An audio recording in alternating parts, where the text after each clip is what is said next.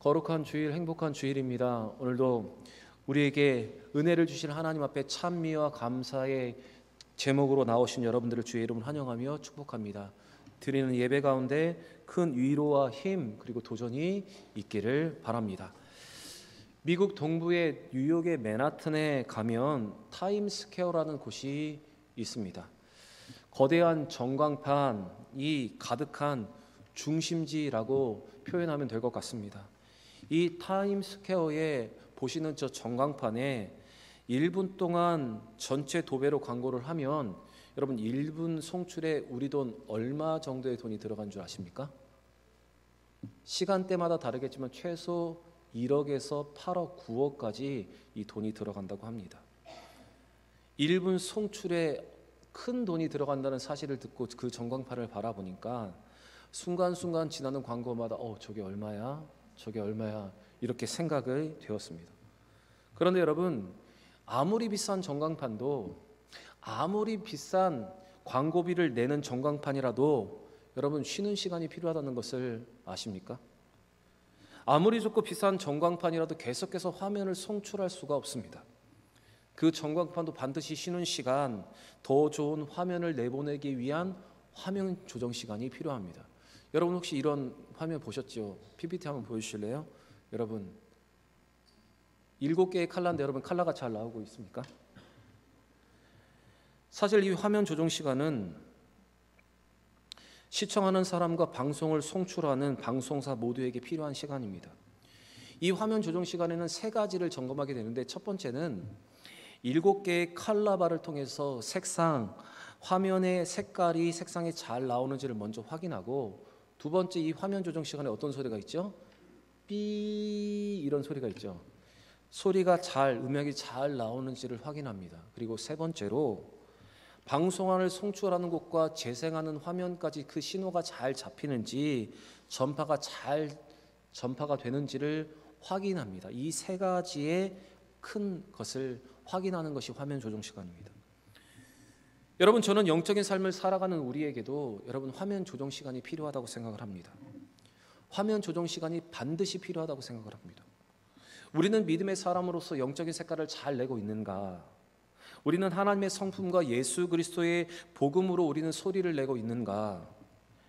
우리는 하나님과 잘 연결되어서 그분을 통해서 우리는 그 영적인 공급을 잘 받고 있는가? 우리는 하나님의 신호와 사인을 잘 받아내고 있는가? 여러분, 우리도 이것을 점검해야 하는 것입니다.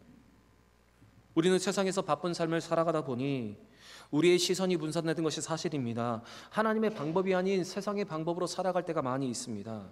그러나 여러분, 우리의 중심, 우리의 가치는 예수 그리스도와 그 복음에, 그리고 믿음과 말씀과 하나님 나라에 있기 때문에 우리는 우리에게도 이 화면 조정 시간을 통해서 우리의 삶을 돌아보고 다시 한번 우리의 시선을 하나님께 맞추는, 하나님께 고정하는 작업이 여러분 우리에게 반드시 필요합니다. 여러분, 생활하다가 무엇이 제일 걱정되십니까? 제일 걱정되는 거 있죠? 돈 떨어지면 어떻게 하지? 이번 달 생활비가 떨어지면 어떡하지? 우리의 월급은 그냥 통장을 스쳐갈 뿐이야. 이렇게 말하면서 우리는 돈이 떨어질까 봐 걱정을 합니다. 그런데 여러분, 혹시 이런 걱정 한번 해보셨습니까? 내 믿음이 떨어지면 어떻게 하지? 내 신앙이 떨어지면 어떻게 하지? 여러분, 내가 살고 있는 집값이 떨어질까 염려는 하지만 우리는 믿음이 떨어지는 것, 우리의 신앙이 떨어지는 것에 대해서는 염려를 하지 않고 살아가고 있습니다. 여러분, 우리는 믿음의 사람이기 때문에 돈 떨어지고 집값 떨어지는 것보다 우리의 신앙이 떨어지고 우리의 믿음이 떨어지는 것에 대해서 더 안타깝게 여길 줄 알아야 합니다. 그래서 여러분, 우리에게 주시는 이 화면 조정 시간을 통해서 우리는 다시 한번 우리의 믿음을 여러분 점검해야 하는 것입니다. 사랑하는 여러분, 우리 하나님은 실패가 없으시고 우리 하나님은 실수가 없으십니다. 복음은 사람을 살리고 예수 그리스도의 이름은 능력이 있습니다. 그리고 하나님의 말씀은 실패하지 않습니다. 우리는 이 믿음의 본질로 다시 우리의 영적인 상태를 점검하고 여러분, 우리가 조정해야 할 것을 다시 한번 조정하며 오늘 우리는 나아가야 하는 것입니다. 사랑하는 여러분, 오늘 이 시간 화면 조정 시간이 꼭 필요한 것 같이 이 조정의 시간을 통해서 우리의 믿음과 영적인 삶을 잘 조정하는, 하나님께 다시 한번 초점을 잘 맞추는 여러분과 저의 삶이 되기를 바랍니다. 우리 옆에 분과 한번 이렇게 인사했으면 좋겠습니다. 화면 조정 시간이 필요합니다. 인사하겠습니다. 화면 조정 시간이 필요합니다. 다시 한번 인사하겠습니다. 말씀은 실패하지 않습니다. 인사하겠습니다. 말씀은 실패하지 않습니다. 드리는 이 예배 시간을 통해서 다시 영적인 것들을 잘 맞추어가는 여러분과 제가 되기를 바랍니다. 우리는 계속해서 사무엘상의 말씀으로 은혜를 나누고 있습니다.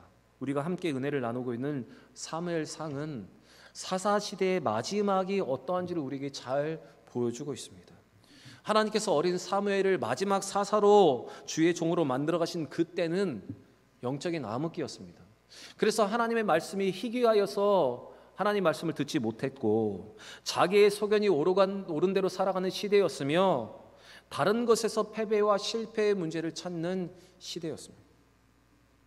특별히 오늘 말씀을 보시면 이스라엘 백성들은 에벤에셀의 전투에서 실패합니다. 그리고 실패의 원인을 하나님께 찾지 않고 다른 곳에서 찾고 있습니다. 그리고 그 패배를 승리로 바꿀 수 있는 다른 방법을 강구합니다. 그러나 그들의 진단은 잘못되었기 때문에 그들은 더 큰 어려움에 들어가게 되었습니다. 오늘 본문 1절 말씀을 보시면 이스라엘과 블레셋 사이에 전쟁이 일어났습니다. 그래서 이스라엘은 에벤에셀의 진을 치고 블레셋은 아벡이라는 지역의 진을 쳤습니다. 우리가 잘 알고 있는 에벤에셀의 하나님, 여기까지 도우신 하나님이라는 뜻에서 이 에벤에셀은 지역의 이름입니다. 바로 그 지역에 이스라엘이 진을 친 곳입니다. 1절 말씀 같이 한번 읽어보겠습니다. 1절입니다. 사무엘의 말이 온 이스라엘에 전파되니라. 이스라엘은 나가서 블레셋 사람들과 싸우려고 에벤에셀 곁에 진치고 블레셋 사람들은 아벡에 진쳤더니. 그런데 이 블레셋과의 전투에서 이스라엘은 패배를 합니다. 그리고 그 전투에서 무려 4,000명이 죽었습니다. 제가 2절 말씀을 읽겠습니다. 블레셋 사람들이 이스라엘에 대하여 전열을 벌이니라. 그들이 싸우다가 이스라엘이 블레셋 사람들 앞에서 패하여 그들에게 전쟁에서 죽임당한 군사가 4,000명 가량이라. 이렇게 큰 패배를 경험한 이스라엘은 그 패배의 원인을 분석하기 시작합니다. 특별히 이스라엘의 원로들, 장로들은 여호와께서 어찌하여 우리에게 오늘 블레셋 사람들에게 패하게 하셨는고 하면서 그 패배의 원인을 고민하기 시작합니다. 지금 장로들은 모여서 회의를 통해서 지금 패배의 원인을 분석하고 있는 것입니다. 그리고 그 회의 끝에 내린 패배의 이유, 패배의 결론은 여호와의 계가 그들에게 없었기 때문이라는 결론을 내리게 되었습니다. 우리 3절 말씀 같이 읽겠습니다. 백성이 진영으로 돌아오매 이스라엘 장로들이 이르되 여호와께서 어찌하여 우리에게 오늘 블레셋 사람들 앞에서 패하게 하셨는고 여호와의 언약궤를 실로에서 우리에게로 가져다가 우리 중에 있게 하여 그것으로 우리를 우리 원수들의 손에서 구원하게 하자 하니. 지금 이스라엘 장로들은 마치 이방인들이 자신들의 우상을 전쟁터에 전투에 가지고 나와서 세워놓듯이 그들에게 여호와의 언약궤가 없었기 때문에 그들이 이 전투에서 패했다는 결론을 내리게 되었습니다. 여러분, 지금 이스라엘의 모습, 이스라엘 장로들의 모습, 이 백성들의 모습에서 여러분 조금 불편함을 느끼지 못하십니까? 여러분, 혹시 이 이스라엘 백성들의 모습, 이 장로들의 모습에서 혹시 조정되어야 하는 모습이 혹시 보이지 않으십니까? 여러분, 그들이 만약 전쟁에서 패하였다면 그들은 무엇부터 해야 합니까? 그들이 자기의 생각으로 나아가 어떤 일을 하다가 실패했다면 여러분 무엇부터 다시 해야 합니까? 물론 세상의 방법은 오늘 이스라엘 장로들의 모습처럼 긴급 회의를 소집하고 오랜 토론과 회의를 거쳐서 원인을 분석하고 대안을 내놓는 것이 맞습니다. 그게 세상적인 방법입니다. 그러나 여러분, 그들은 하나님의 선민이고 하나님의 백성입니다. 이스라엘이고 또한 영적인 사람들입니다. 그렇다면 그들이 먼저 해야 하는 것은 회의를 통해서 분석하고 또한 원인을 찾고 결과와 결론을 내리는 것이 아니라 하나님 앞에 먼저 나아가는 것입니다. 하나님 앞에 기도하며 잠잠히 엎드려 하나님 앞에 기도하는 것부터 그들이 해야 합니다.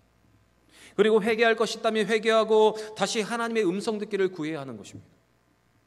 여호수아 7장 6절의 말씀을 보시면 이스라엘은 백성들은 아이성 전투에서 패배를 합니다. 3,000명쯤 올라갔다가 그 전투에서 패배하여서 36명이 죽임을 당하는 일이 벌어집니다. 그때 여러분 이스라엘 백성들과 지도자들이 먼저 한 것, 장로들이 먼저 한 것이 무엇인 줄 아십니까? 여호수아는 옷을 찢고 장로들과 함께 여호와의 궤 앞에, 성전 앞에 엎드립니다. 머리에 티끌을 쓰고 여호와의 궤 앞에서 날이 저물도록 그 앞에 엎드려져 있었습니다. 여호수아 7장 6절의 말씀 우리 같이 한번 읽어보겠습니다. 여호수아가 옷을 찢고 이스라엘 장로들과 함께 여호와의 궤 앞에서 땅에 엎드려 머리에 티끌을 뒤집어 쓰고 저물도록 있다가, 여러분 36명이 죽었는데 티끌을 뒤집어 쓰고 날이 저물도록 성전에 엎드려 있었습니다. 그런데 오늘 이 전투에서 몇 명이 죽었습니까? 4,000명이 죽었습니다. 그런데 그들은 이와 같이 먼저 해야 할 것을 알지 못하고 있습니다. 그리고 다른 곳에서 문제를 찾고 다른 곳에서 원인을 찾고 있는 것입니다. 여러분, 패배 앞에서, 실패 앞에서 하나님 앞에 나아가는 것, 실패 후에 다시 하나님 앞에 서는 것, 바로 그것은 영적인 사람들, 믿음의 사람들이 가장 먼저 해야 하는 것입니다. 우리 하나님이 답이시고 우리 하나님이 길인 것을 인정하는 사람들은 실패하고 패배하면 다시 그 앞에 나아가야 합니다. 패배의 문제와 실패의 문제를 만나면 여러분 먼저 기도의 자리로 나아가야 하는 것입니다. 여러분, 다시 기도를 회복해야 하나님을 향한 믿음과 신뢰가 회복되고, 그 믿음을 회복해야 하나님의 인도하심대로 따르고 그 음성에 순종할 수 있는 믿음이 우리 가운데 생기고, 그렇게 하나님이 인도하신 대로 나아갔을 때 여러분, 패배가 다시 승리로 바뀌고 실패가 다시 성공으로 바뀌게 되는 것입니다. 그러나 기도하지 않고 회의만 하다가 제대로 된 문제를 파악하지 못하고 다른 곳에서 이유를 찾고 잘못된 판단으로 여러분 더 큰 어려움에 들어가게 되는 것입니다. 그래서 여러분, 교회 안에 기도 안 하는 사람의 특징이 있습니다. 무엇인가 하면 바로 기도 안 하는 사람이 회의를 좋아하는 것입니다. 여러분, 오늘 주시는 이 말씀으로 혹시 우리에게서 조정되어야 하는 것이 무엇인지를 깨닫고 여러분 회복해야 할 것, 바꿔야 할 것, 먼저 해야 할 것을 알 수 있는 여러분과 제가 되기를 원합니다. 이스라엘 장로들은 회의 끝에 패배를 승리로 이끌 수 있는 비책으로 실로에 있는 여호와의 언약궤를 전쟁터로 옮겨오게 하였습니다. 우리 4절과 5절 말씀 같이 한번 읽어보겠습니다. 4절과 5절입니다.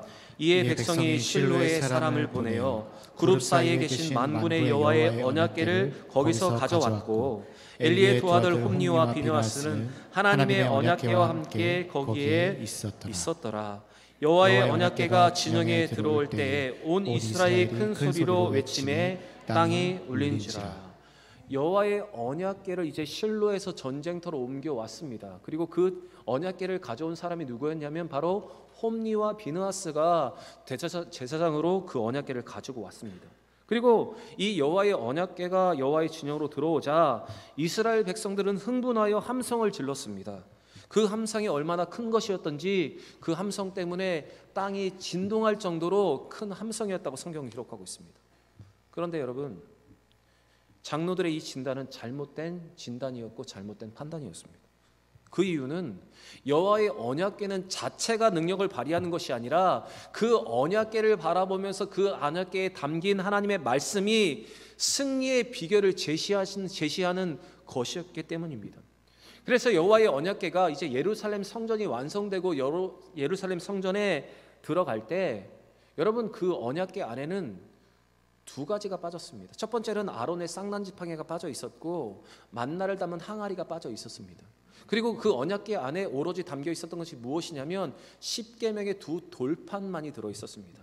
이것은 그들이 따라갈 것이 아니라 과거의 경험과 과거의 기적이 아니라 하나님 말씀만을 따라가야 하는 것임을 그들에게 보여준 것입니다. 그렇기 때문에 여러분, 언약궤가 있다 하더라도 백성이 하나님 앞에 말씀에 순종하지 않고 하나님의 말씀에서 떠났다면 이 언약궤의 존재는 도리어 확실한 패배를 증거할 뿐이었습니다. 여러분, 그 당시 이스라엘 백성들의 영적인 상태가 어떠했는지 여러분 아십니까? 우리는 알고 있습니다. 이스라엘 백성들의 상태가 어떠했는지. 특별히 홈니와 비느하스로 대표되는 이스라엘의 영적인 타락이 얼마나 심하였는지 우리는 알 수 있습니다. 오늘 말씀을 보시면 이스라엘 백성들의 영적 상태가 어떠했냐면 앞에서 말씀드린 대로 언약궤가 진영에 들어왔을 때 그들의 모든 백성들은 함성을 질렀습니다. 그들은 이 언약궤를 우상시했기 때문에 그것이 자기들에게 들어오는 그 자체로만으로 그들이 승리할 수 있다고, 승리가 보장된다고 생각했기 때문에 그들은 큰 소리를 외쳤습니다. 그것이 5절의 기록입니다. 그리고 이스라엘의 영적인 상태가 어떠했는지를 더 잘 설명해 주는 부분이 있는데, 그것은 언약궤를 가지고 온 사람이 누구였냐면 홈리와 비느하스였습니다. 여러분, 이 홈리와 비느하스로 상징되는 영적인 상태가 어떠했는지 우리는 알고 있습니다. 여러분, 홈리와 비느하스는 하나님의 말씀을 멸시하고 그 뜻대로 행하지 않았습니다. 홈리와 비느하스로 대표되는 이 영적인 상태가 바로 하나님을 떠나 있는 상태를 그대로 보여주고 있는 것입니다. 그런 그들에게 언약궤가 그 진영에 들어온다 하더라도 여호와의 말씀에 순종하지 않는 그들에게 하나님의 능력이 여러분 나타나지 않게 되는 것입니다. 마치 우리가 하나님의 말씀을 읽지도 않고 하나님 말씀을 읽지도 않으면서 이 성경책을 내가 가지고 다니면 이 성경이 나를 보호하고 이 성경책을 머리맡에 두고 자면 잠이 잘 온다고 생각하는 것처럼 여러분, 미신적인 요소가 그들에게 있었던 것입니다. 여러분, 무엇이 능력입니까? 여호와의 말씀에 순종하는 것이 능력이고 주의 말씀이 능력이고 주의 말씀으로 살아날 수 있다는 그것을 믿는 것이 여러분 능력입니다. 단지 성경만 들고 다닌다고 해서, 십자가를 내 몸에 지니고 있는다고 해서 여러분 그것이 능력으로 나타나는 것이 아닙니다. 여러분, 혹시 오늘 우리에게 이 이스라엘 백성들과 같이 말씀대로 살지 않으면서 언약궤를 미신적으로 믿었던 우리의 연약한 모습이 있다면 여러분, 그것도 오늘 이 조정 시간을 통해서 여러분 다시 한번 수정할 수 있는 여러분과 제가 되길 원합니다. 여러분, 십자가는 부적이 될 수 없습니다. 성경책은 귀신을 내어쫓는 잠이 잘 오게 하는 도구가 될 수 없습니다. 그 가운데 기록된 말씀이 십자가를 통한 구원과 그 생명을 믿는 것이 여러분 우리에게 능력이 되는 것입니다. 사랑하는 여러분, 혹시 우리 가운데 있는 잘못된 미신적인 요소가 있다면 그것들을 내어버리고 하나님 말씀에 순종하는 것이 능력이고 말씀 따라가는 것이 능력이고 예수 그리스도의 복음과 그 십자가가 능력임을 믿고 그대로 행할 수 있는 여러분과 제가 되기를 바랍니다. 블레셋 군대는 히브리 진영에 들리는 엄청난 소리를 듣고 여호와의 언약궤가 그들 가운데 들어간 것을 알게 되었습니다. 그래서 6절에 이렇게 기록되어 있습니다. 같이 한번 읽겠습니다. 블레셋 사람이 그 외치는 소리를 듣고 이르되 히브리 진영에서 큰 소리로 외침은 어찌 됨이냐 하다가 여호와의 궤가 진영에 들어온 줄을 깨달은지라. 여러분, 그 소리가 얼마나 컸든지 블레셋 사람들이 저 소리는 무엇이지? 그들이 생각했을 때 언약궤가 그들 가운데 들어갔구나. 그들은 그것을 깨닫게 되었습니다. 그것을 깨달으면서 그들은 이제 탄식을 하기 시작합니다. 우리는 이 전쟁에서 패하였어. 우리는 이제 이 전쟁에서 이길 수 없어. 그들은 탄식하기 시작합니다. 그것이 7절의 기록이고 8절에 그들은 또한 이렇게 말합니다. 우리 8절 말씀 같이 한번 읽겠습니다. 우리에게 화로다. 우리를 이 능한 산의 손에서 건지리요. 그들은 광야에서 여러 가지 재앙으로 애굽인을 친 신들이니라. 여기서 신들이라고 표현되어 있는 것은 아마도 삼위일체의 하나님을 바로 이 이방인들도 깨닫고 있었던 부분으로 저는 여겨집니다. 지금 이방의 군사들도 지금 하나님의 능력과 살아계심을 알고 있습니다. 그래서 그들의 사기가 지금 땅에 떨어졌습니다.